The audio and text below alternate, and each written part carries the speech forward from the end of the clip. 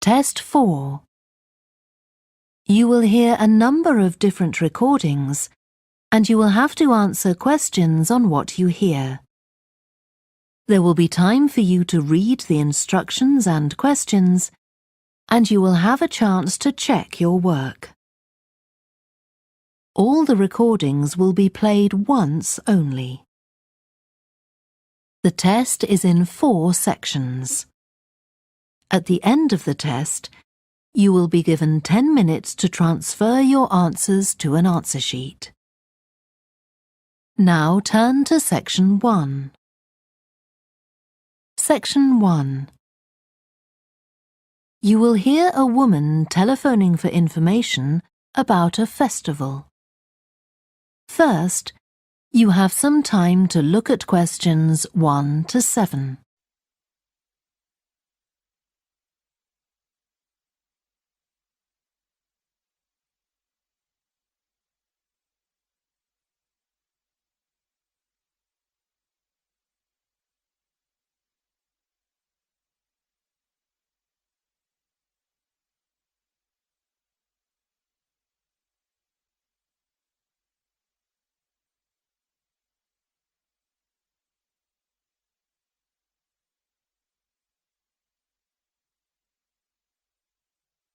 You will see that there is an example that has been done for you.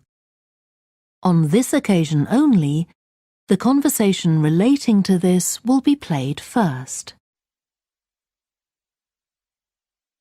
Good morning, Stretton Festival box office. How can I help you?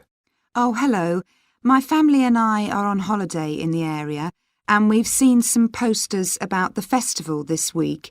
Could you tell me about some of the events, please? Of course. First of all, are there still tickets available for the jazz band on Saturday?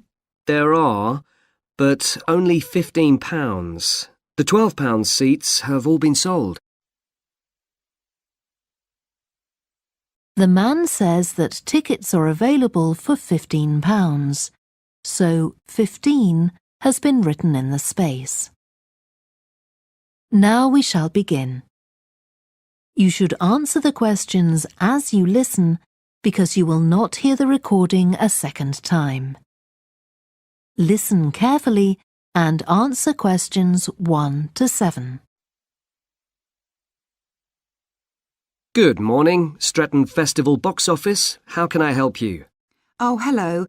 My family and I are on holiday in the area, and we've seen some posters about the festival this week. Could you tell me about some of the events, please? Of course. First of all, are there still tickets available for the jazz band on Saturday? There are, but only £15. The £12 seats have all been sold. OK, and the venue is the school, isn't it? Yes, that's right. The secondary school. Make sure you don't go to the primary school by mistake. And there's an additional performer who isn't mentioned on the posters. Carolyn Hart is going to play with the band. Oh, I think I've heard her on the radio. Doesn't she play the oboe or flutes or something? Yes, the flute. She usually plays with symphony orchestras, and apparently this is her first time with a jazz band. Well, I'd certainly like to hear her. Then the next thing I want to ask about is the duck races. I saw a poster beside a river. What are they exactly? Well, you buy a yellow plastic duck, or as many as you like. They're £1 each. And you write your name on each one. There'll be several races, depending on the number of ducks taking part. And John Stevens, a champion swimmer who lives locally, is going to start the races. All the ducks will be launched into the river at the back of the cinema. Then they'll float along the river for 500 metres, as far as the railway bridge. And are there any prizes? Yes. The first duck in each race to arrive at the finishing line wins its owner free tickets for the concert on the last night of the festival. You said you can buy a duck. I'm sure my children will both want one. They're on sale at a stall in the market. You can't miss it. It's got an enormous sign showing a couple of ducks. OK, I'll go there this afternoon. I remember walking past there yesterday. Now, could you tell me something about the flower show, please? Well, admission is free and the show is being held in Bythwaite Hall. Sorry, how do you spell that? Bythwaite.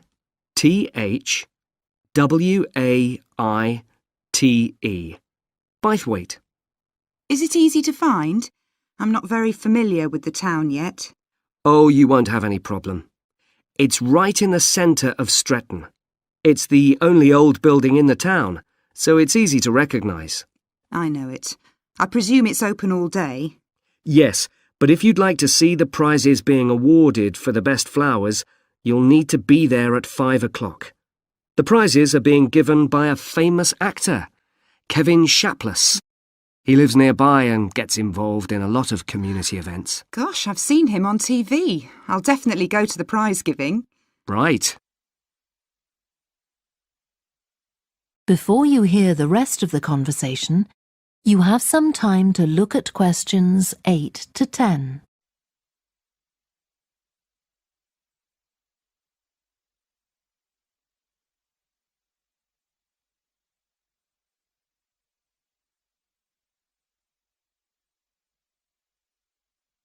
Now listen and answer questions 8 to 10. I've seen a list of plays that are being performed this week, and I'd like to know which are suitable for my children and which ones my husband and I might go to. How old are your children? 5 and 7. What about The Mystery of Muldoon? That's aimed at 5 to 10-year-olds. So if I take my children, I can expect them to enjoy it more than I do? I think so. If you'd like something for yourself and your husband and leave your children with a babysitter, you might like to see Fire and Flood. It's about events that really happened in Stretton 200 years ago, and children might find it rather frightening. Oh, thanks for the warning. And finally, what about Silly Sailor? That's a comedy, and it's for young and old. In fact, it won an award in the Stretton Drama Festival a couple of months ago. OK. Well, goodbye and thanks for all the information. I'm looking forward to the festival. Goodbye. That is the end of section 1. You now have half a minute to check your answers.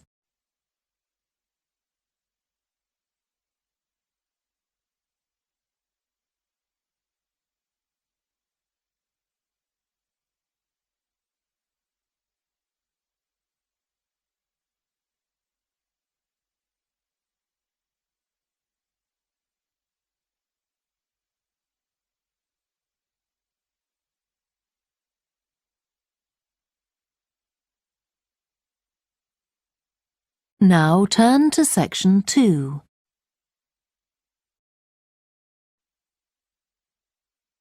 Section 2. You will hear a guide at an art museum talking to a group of visitors. First, you have some time to look at questions 11 to 16.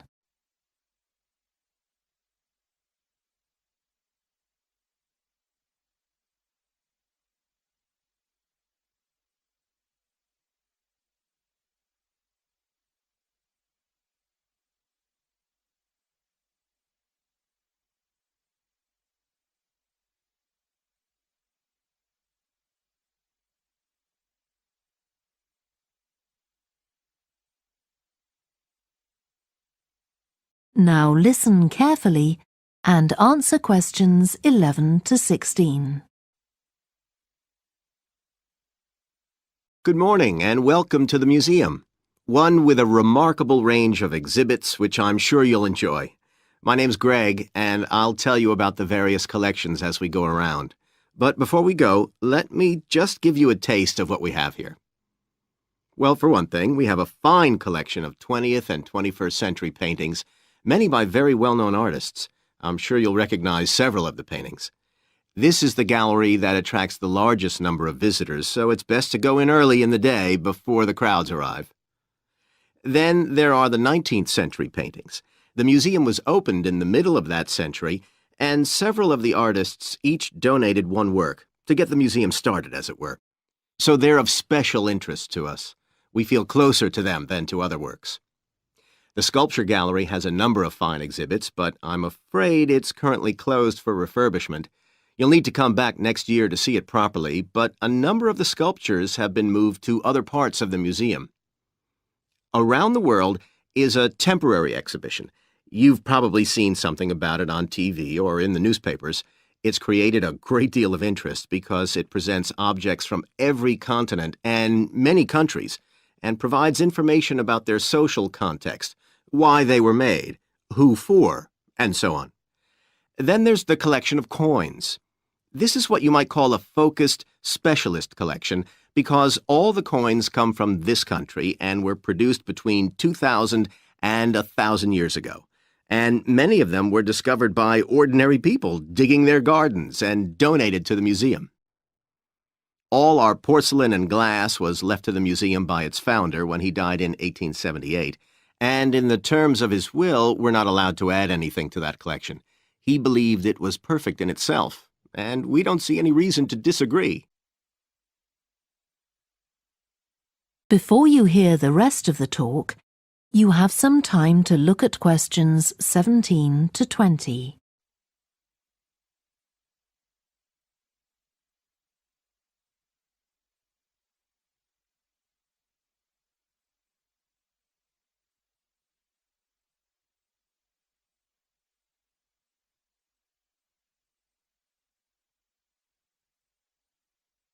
Now listen and answer questions 17 to 20. Okay, that was something about the collections, and now here's some more practical information, in case you need it. Most of the museum facilities are downstairs in the basement, so you go down the stairs here.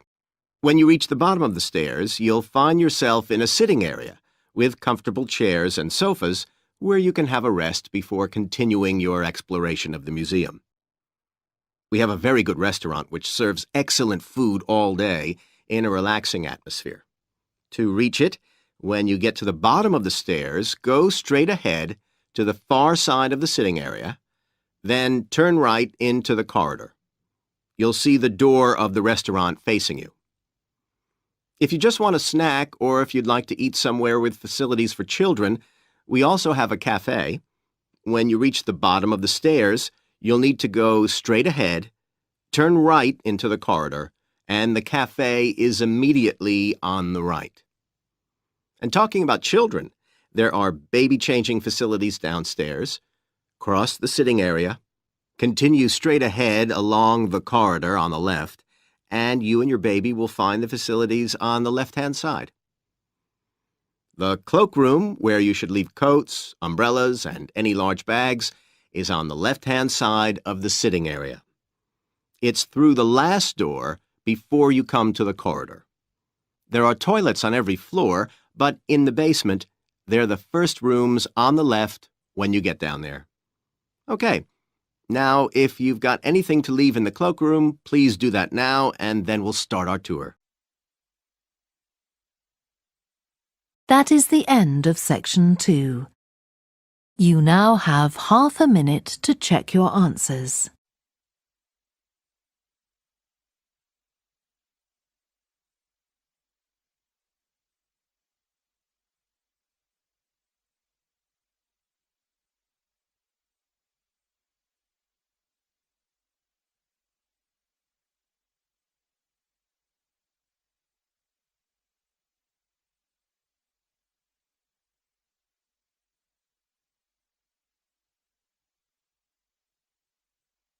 Now turn to section 3. Section 3. You will hear a student called Joanna talking to her new supervisor about some research she has done on psychology and music. First, you have some time to look at questions 21 to 26.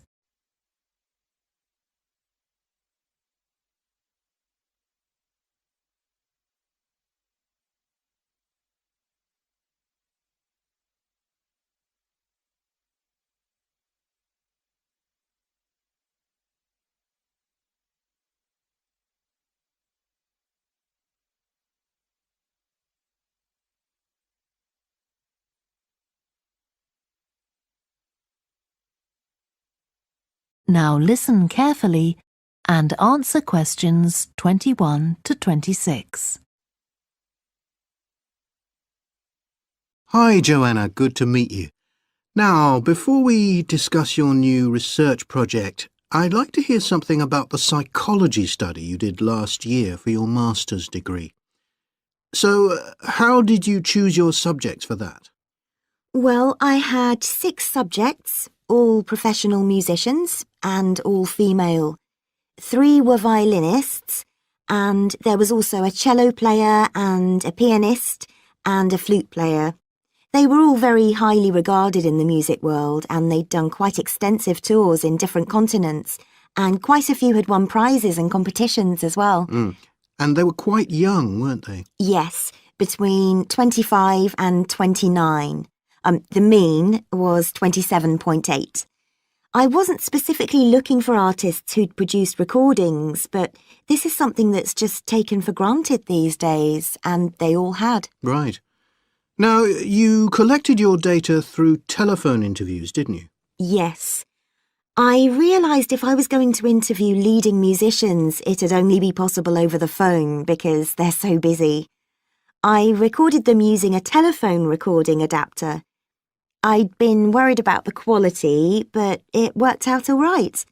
I managed at least a 30-minute interview with each subject, sometimes longer. Did doing it on the phone make it more stressful? I'd thought it might. It was all quite informal though, and in fact they seemed very keen to talk. And I don't think using the phone meant I got less rich data. Rather the opposite, in fact. Interesting.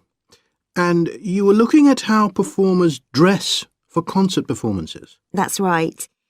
My research investigated the way players see their role as a musician and how this is linked to the type of clothing they decide to wear. But that focus didn't emerge immediately. When I started, I was more interested in trying to investigate the impact of what was worn on those listening, and also whether someone like a violinist might adopt a different style of clothing from, say, someone playing the flute or the trumpet. It's interesting that the choice of dress is up to the individual, isn't it? Yes, you'd expect there to be rules about it in orchestras, but that's quite rare. Before you hear the rest of the discussion, you have some time to look at questions 27 to 30.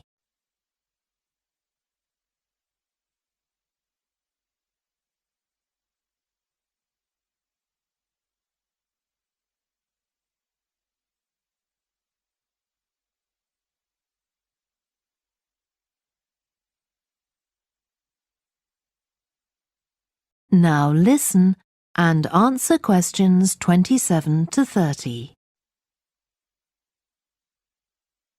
You only had women performers in your study. Was that because male musicians are less worried about fashion? I think a lot of the men are very much influenced by fashion, but in social terms, the choices they have are more limited. They'd really upset audiences if they strayed away from quite narrow boundaries. Now, popular music has quite different expectations. Did you read Mike Frost's article about the dress of women performers in popular music? No. Well, he points out that a lot of female singers and musicians in popular music tend to dress down in performances and wear less feminine clothes, like jeans instead of skirts. And he suggests this is because otherwise they'd just be discounted as trivial. But you could argue they're just wearing what's practical. I mean, a pop music concert is usually a pretty energetic affair. Yes, he doesn't make that point, but I think you're probably right. I was interested by the effect of the audience at a musical performance when it came to the choice of dress. The subjects I interviewed felt this was really important. It's all to do with what we understand by performance as a public event. They believed the audience had certain expectations, and it was up to them as performers to fulfil these expectations, to show a kind of esteem. They weren't afraid of looking as if they'd made an effort to look good. I think in the past, the audience would have had those expectations of one another too, but that's not really the case now. Not in the UK, anyway. No. And I also got interested in what sports scientists are doing too with regard to clothing. Musicians are quite vulnerable physically, aren't they? Because the movements they carry out are very intensive and repetitive, so I'd imagine some features of sports clothing could safeguard the players from the potentially dangerous effects of this sort of thing. Yes, but musicians don't really consider it. They avoid clothing that obviously restricts their movements, but that's as far as they go. Anyway, coming back to your own research, do you have any idea where you're going from here? I was thinking of doing a study using an audience, including... That is the end of section 3. You now have half a minute to check your answers.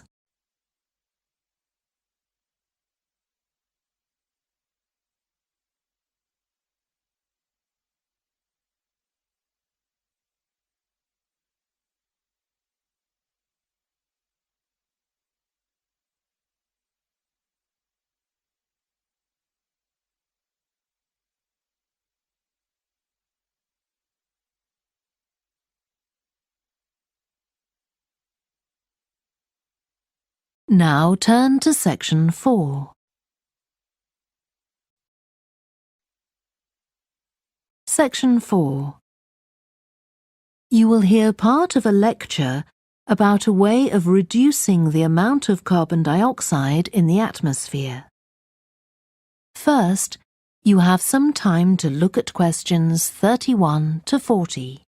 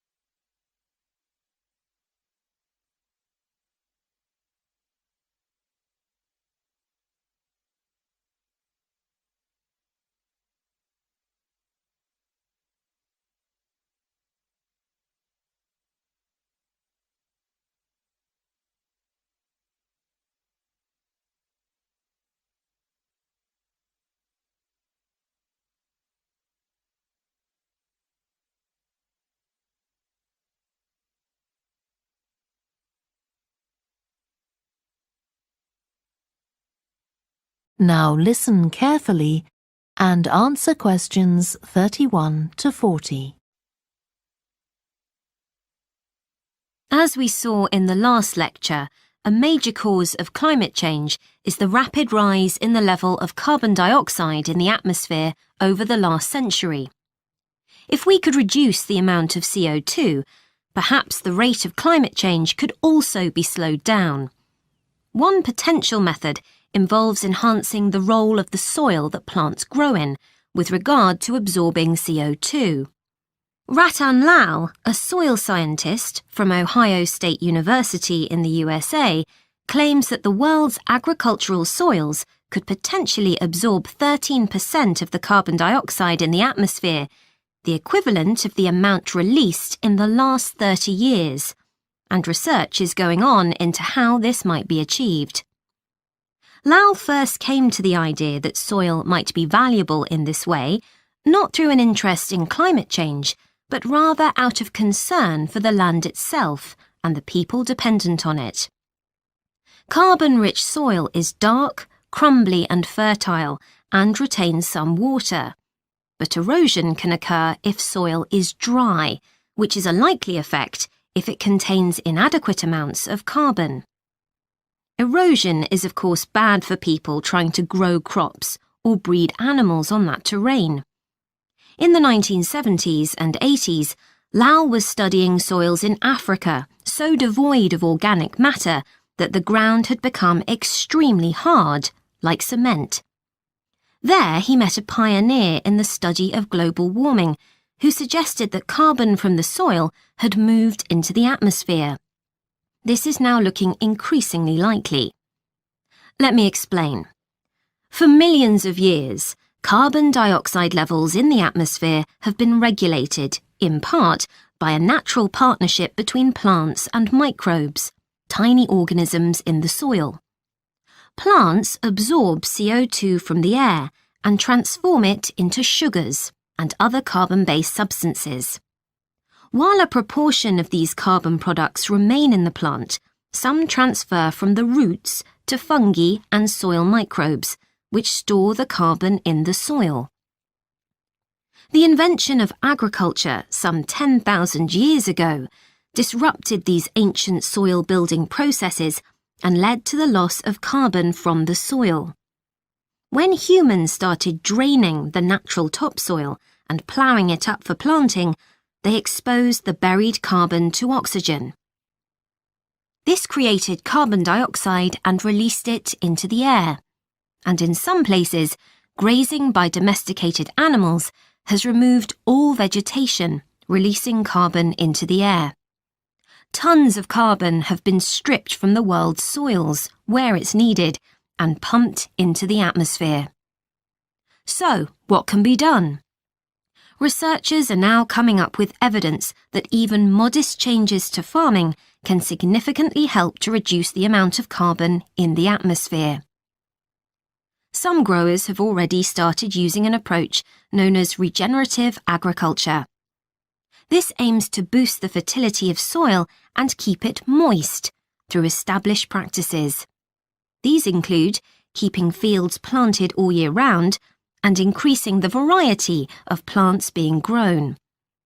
Strategies like these can significantly increase the amount of carbon stored in the soil, so agricultural researchers are now building a case for their use in combating climate change.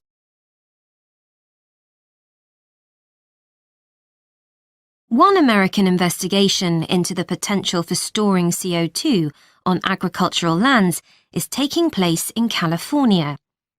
Soil scientist Wendy Silver of the University of California, Berkeley, is conducting a first-of-its-kind study on a large cattle farm in the state.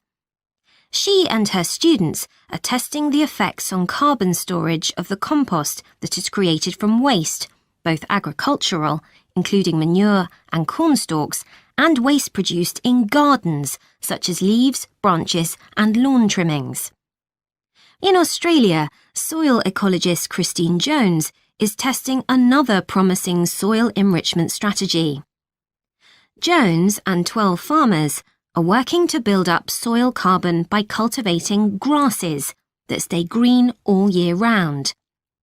Like composting, the approach has already been proved experimentally. Jones now hopes to show that it can be applied on working farms and that the resulting carbon capture can be accurately measured. It's hoped in the future that projects such as these will demonstrate the role that farmers and other land managers can play in reducing the harmful effects of greenhouse gases.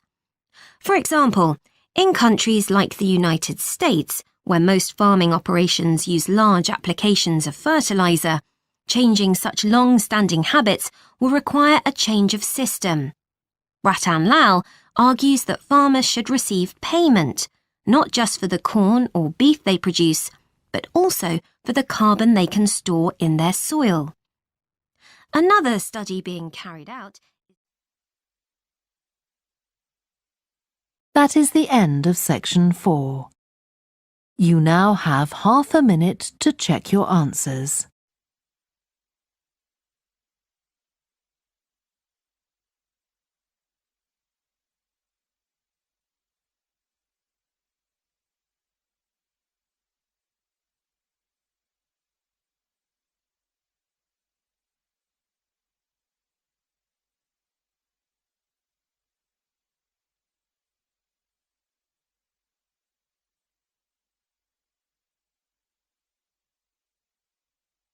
That is the end of the listening test.